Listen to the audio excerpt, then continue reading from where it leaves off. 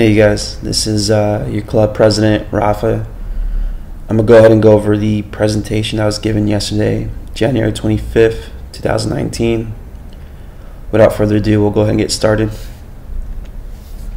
There's a lot of questions going around. Who's going to be our new coach, if we're going to keep our same coach. So bottom line is we are no longer hiring third-party coaches. Typically, a third-party coaching staff would cost anywhere around $2,000. So that's $1,200 for the head coach and $800 for the assistant coach. Additionally, third-party coaches wouldn't address the club member's development, both as a soccer player and as a student, often leading to poor experiences for the club member. Third-party coaches also had attendance issues and practice issues, often leading to modify and reduce payment as decided by the club. A new system has been introduced by President Rafa and Vice President Esteban to address this issue. Bottom line, you guys, for all those returning, appreciate it. We've heard your voices, and we're going to make some positive changes to ensure the longevity of the club. So the USSF, United States Soccer Federation, also known as the US Soccer, is the governing body of all things soccer related in the US, from youth soccer to adult soccer, college, high school, you name it. I think the biggest key point here is that the US Soccer Federation take care of the referee education, and what I wanted to bold out here was the coaching certification licensure. The USSF created an official US soccer coaching license pathway. This is kind of where our system is going to be leading us to. This pathway is the education needed to be an official soccer coach for any level of organized soccer, from youth to professionals. Coaching license pathways. There's a grassroots pathway, pro pathway. You take a look at this diagram here. We have grassroots pathway at the bottom, from intro to about mid-C, and then pro pathway from mid-C to pro. There's a reason why I'm showing you guys this. The cost for coaching licensure is as follows. The intro to grassroots is free, which is all the way at the bottom, followed by the 4v4, 7v7, 9v9, 11v11 courses. That totals to about $185. And then there's the D coaching license, which varies between $200 to $500 depending on the association that's hosting that clinic. After that, we have skyrocketed jumps from $1,000 for the C license, $1,500 for the B license, $4,000 for the senior and youth license for the A license, and your pro coaching license, $10,000. The grand total, as we have it here, comes up to about almost $22,000, $21,185 to be exact. Why am I telling you this? I'll explain, but before I explain the system, I wanted to let you guys know that for coaches to get certified licensure at any organized soccer, whether club, high school, college, especially if you're trying to make a career out of this, you have to go through this pathway. There is no way around it. You can get your bachelor's and then you can get your master's in coaching. Bottom line is you need this licensure to ensure your position as a US soccer coach at any level here in this country. So I wanted to just briefly state before I go to the next slide, once you reach your intro down here, you move into this area, online or in-person courses. Once you reach your D license, in order for you to move up to your C license, you must be a coach at a established club for at least 12 months.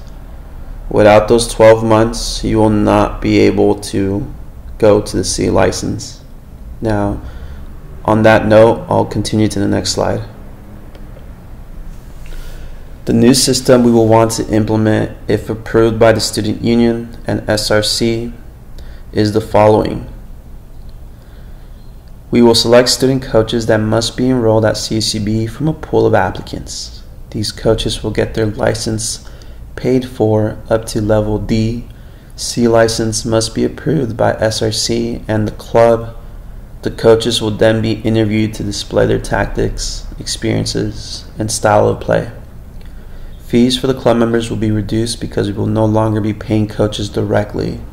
Instead, we will be paying our coaches to progress into their educational coaching career. Now, let me go back.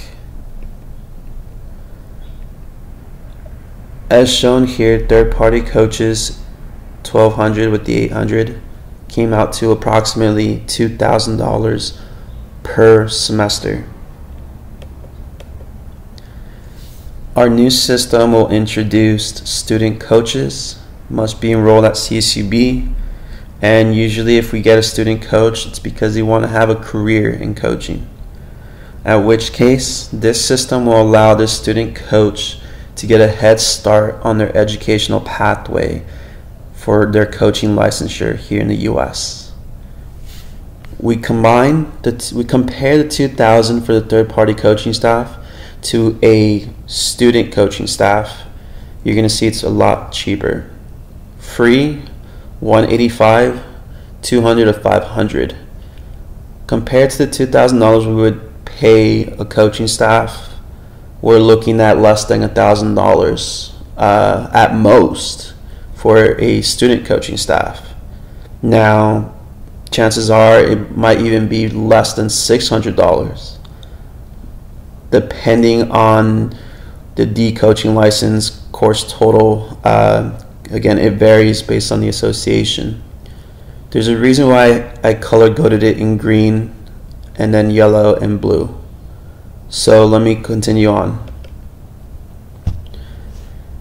So these coaches will get their license paid for up to level D. So green, green, and green. C license must be approved by SRC in the club. C is yellow. Everything above is blue and lies outside of the club boundaries. But it is potentially doable individually speaking. Now, back to the first three. The cost of these three, again, drastically cheap, much cheaper compared to a third-party coaching staff. So I just want to make that clear. A C license must be approved by SRC in the club, but remember what I said. Once the coaching staff, our student coaching staff, gets a D license, they must maintain their coaching career with us for at least 12 months. By the time those 12 months go by, the C license will then they will be eligible for the C license. Regardless, I don't see us paying for the C license anytime soon. These coaches will then be interviewed to display their tactics, experience, and style of play. Fees for the club members will be reduced because we will no longer be paying coaches directly. Instead, we will be paying our coaches to progress into their educational coaching career. So that takes care of the coaches. There will be minutes being sent out via email shortly. I'm going to go ahead and touch base on the practices. So SRC loved our idea so much. We were able to sit down, have a talk, get things done. The club will have access to the full field on Tuesdays. The club is willing to share the field with IM Sports on Thursdays. SRC will work on painting an additional half field on Thursdays. So the possible schedule looks like it will be the schedule based on the polls. Tuesdays and Thursdays at 8:30 p.m. till 10:30 p.m. Saturdays are tentative, which would be Saturday mornings, but those are not required. So I posted the poll on GroupMe. It will be ending shortly, so please vote. It should only take a few seconds. Fundraising. So again, We have a new system, something to allow more delegation to take place with myself and the treasurer, especially Esteban as our new vice president.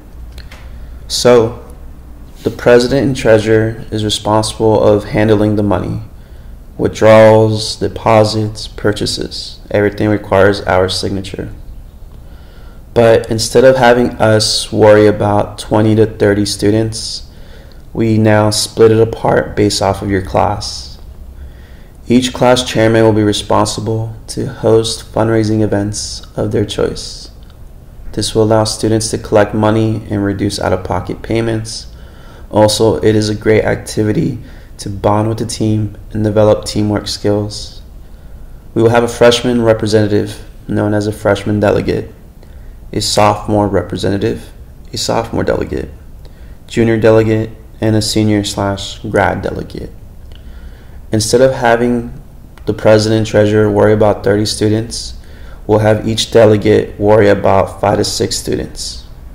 Let's say freshman Martin has about 5 freshmen, so he has to come up with a fundraising idea for his freshman group, and they will execute it and churn in the money to either myself or to our treasurer. Same can be said for each class.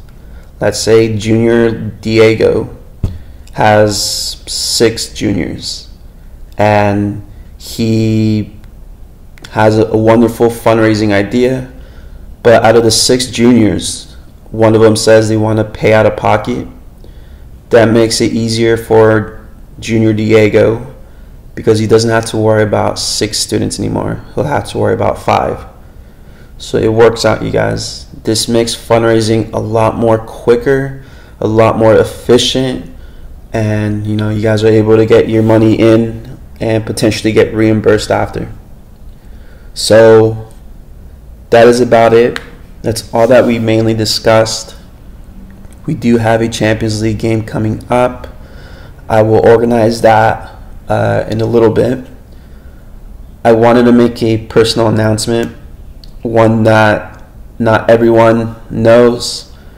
So I just been told that there is a bylaw/rule at all CSUs that state that a transfer student can no longer become president of a club or organization, student organization, if they exceed a certain amount of transferable units. I was at my community college for a couple years, you guys, leading the men's soccer club over there. Transferred here. I had the privilege to work with you guys, and it's been an amazing ride. So on that note, there had to be an appeal from Dr. Moraga, Edward Webb, and the director of Student Union went ahead and approved the appeal, saying that I can finish up my last semester here as president of the club.